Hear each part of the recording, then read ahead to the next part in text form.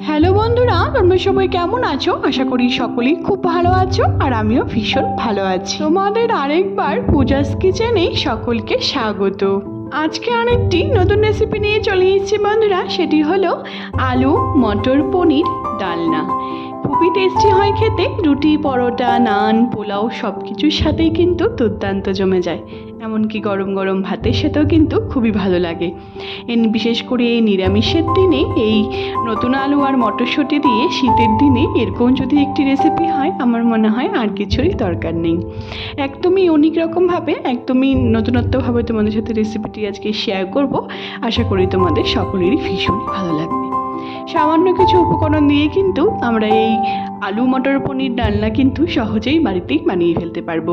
তাহলে চলো শুরু করছি। ওই একঘেয়েমি ওই পনিরের ওই রেসিপি না খেয়ে শীতের দিনে এরকম ছোট আলু আর মটরশুঁটি দিয়ে এরকম একটি রেসিপি হলে আমার মনে হয় আর কিছুরই দরকার নেই। রেসিপির সমস্ত উপকরণগুলি আমি আমার ডেসক্রিপশন বক্সে দিয়ে দেবো, তোমরা সবাই দেখে নেবে। সবার প্রথমে আমি বেশ কিছুটা পনির নিয়ে নিয়েছি, এরকম করে কিন্তু কেটে নিয়েছি। আর নিয়েছি বেশ কিছুটা টমেটো, কাঁচা লঙ্কা, আর একটি মিক্সির মধ্যে আবার কিছুটা টমেটো, কাঁচা লঙ্কা, আদা আমি পেস্ট করে নেব সামান্য একটু জল দিয়ে। খুব ভালো মতো করে কিন্তু আমি এটাকে বেটে নিয়েছি। তারপর এখানে এক বাটির মতো বা এক প্লেটের মতো আমি মটরশুঁটি নিয়ে নিয়েছি, কড়াইশুঁটি। তারপর এখানে বেশ কিছুটা আমি ছোটো আলু কিন্তু প্রেশার কুকারে একটি সিটি মেরে নিয়েছিলাম, সিদ্ধ করে নিয়েছিলাম। সেটিকে আমি অল্প অল্প করে কিন্তু এটিকে ছুলে নিচ্ছি এক এক করে। তোমরা এই সিদ্ধ আলু দিয়ে, এই বিশেষ করে এই শীতের দিনে এরকম নতুন ছোট আলু দিয়ে আর মটরশুঁটি দিয়ে এরকম একটি পনিরের রেসিপি হলে পরে দেখবে বন্ধুরা আর কিছুরই দরকার হবে না। তোমাদের সাথে খুবই সিম্পলভাবে রেসিপিটি আজকে শেয়ার করব। তারপর দেখো বন্ধুরা, আমি সবগুলি আলুকে কিন্তু ছাড়িয়ে নিয়েছি। তারপর আমি কিছুটা তেল নিয়ে নিয়েছি কড়াইয়ের মধ্যে। এবার আমি পনিরটিকে সবার প্রথমে হালকা একটুখানি লালচে করে ভেজে নেব, সামান্য একটু নুন আর হলুদ দিয়ে। তারপর তোমরা নেক্সট স্টেপ দেখো। তোমরা বিশ্বাস করো বন্ধুরা, পনিরের ওই একঘেয়েমি ওই আলুর তরকারি বা আলুর দম না খেয়ে এরকম যদি ছোট আলু আর মটরশুঁটি দিয়ে পনিরের এরকম একটি রেসিপি হয়, আমার মনে হয় আর কিছুটি দরকার হবে না শীতের দিনে। লুচি পরোটা নান পোলাও, গরম গরম ভাত, ফ্রায়েড রাইস, পোলাও সব কিছুর সাথেই কিন্তু দুর্দান্ত লাগে খেতে এই রেসিপিটি। দেখো আমি পনিরটিকে কিন্তু হালকা একটু লালচে করে ভেজে কিন্তু তুলে নিলাম। তারপর ওই পনির ভাজার তেলেই আমি কিছু ফোড়ন দিয়ে নিচ্ছি। এখানে গোটা জিরে আর দুটো তেজপাতা আমি ফোড়ন দিয়ে দিলাম। যখন দেখবো খুব মিষ্টি একটি গন্ধ বেরিয়েছে, তারপর যে আলুগুলোকে ছুলে রেখে দিয়েছিলাম সিদ্ধ আলুগুলোকে, সেগুলিকে দিয়ে দিব। এটিকেও কিন্তু আমি হালকা একটু লালচে করে কিন্তু ভেজে নেব। তারপর সব কিছু এর মধ্যে অ্যাড করব। সামান্য একটু নুন আর হলুদ দিয়ে এটিকে হালকা লালচে করে কিন্তু ভেজে নেব। তারপর আমি সব কিছু এক এক করে অ্যাড করছি। এই আলু পনিরের ডালনাটি এতটাই টেস্টি হয় খেতে বন্ধুরা, না খেলে কিন্তু কেউ বিশ্বাসই করবে না যে ঘরে থাকার কিছু সামান্য উপকরণ দিয়েই কিন্তু এত সুন্দর একটি রেসিপি তৈরি হয়ে যায়। আমরা খুব ভালো করে কিন্তু আলুটিকে আগে ভেজে নিচ্ছি। তারপর এখানে কিছু সামান্য গুঁড়ো মশলা আমি রেডি করে নিয়েছি, সামান্য একটু জল দিয়ে কিন্তু রেখে দেবো। আমার মা বলে এরকম করে যদি গুঁড়ো মশলাটাকে ভিজিয়ে রেখে দেওয়া হয় তাহলে কিন্তু বাটা মশলার মতনই কিন্তু স্বাদ হয়। আমি সব কিছু গুঁড়ো মশলা নিয়ে নিয়েছি, 1 টেবিল চামচ করে ধনে গুঁড়ো, জিরে গুঁড়ো, হলুদ গুঁড়ো সব কিছু কিন্তু নিয়ে নিয়েছি। তারপর যে যখন দেখবো আমাদের আলুটি ভাজা হয়ে গেছে, তারপর যে আমি টমেটো, কাঁচা লঙ্কা, আদাটি বেটে রেখে দিয়েছিলাম সেটিকে দিয়ে দিলাম। দিয়ে দেওয়ার পর খুব ভালো মতো করে নাড়াচাড়া করে এটিকে কিন্তু আমি কাঁচা গন্ধ যাওয়া অবধি বন্ধুরা এটিকে কিন্তু আমি কষিয়ে নিব।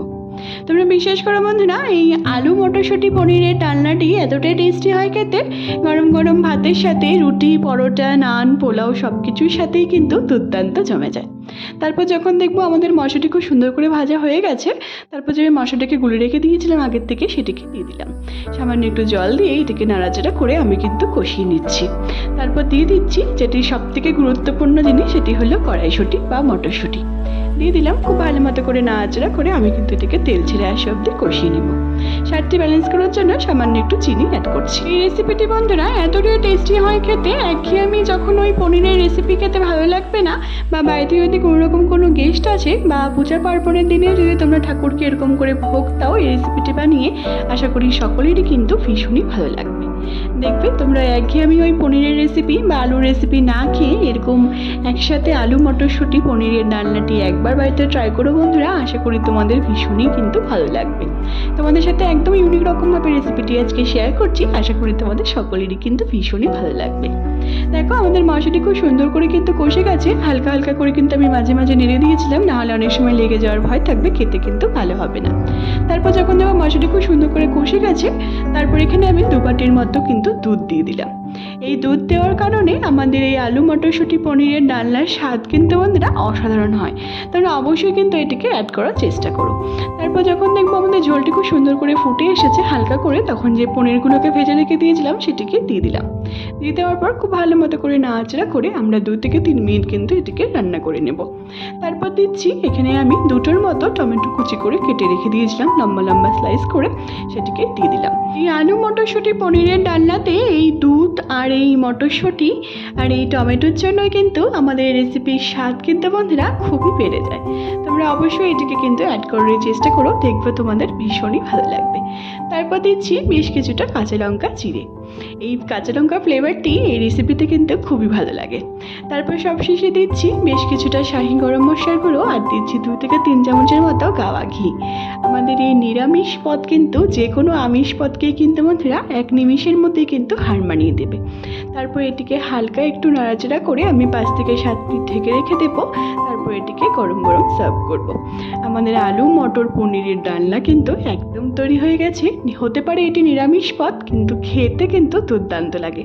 যে কোনো পূজাতে বা যে কোনো বাড়িতে যদি কোনো রকম কোনো গেস্ট আসে, তাদেরও যদি তোমরা বানিয়ে খাওয়াও, বা নিরামিষের দিনে আমরা কিন্তু অনেক সময় বুঝে পাই না যে কী রান্না করব। সেদিন যদি তোমরা এরকম করে রান্না করে বাড়ির সকলকে খাওয়াও, তারা কিন্তু খুবই প্রশংসা করবে।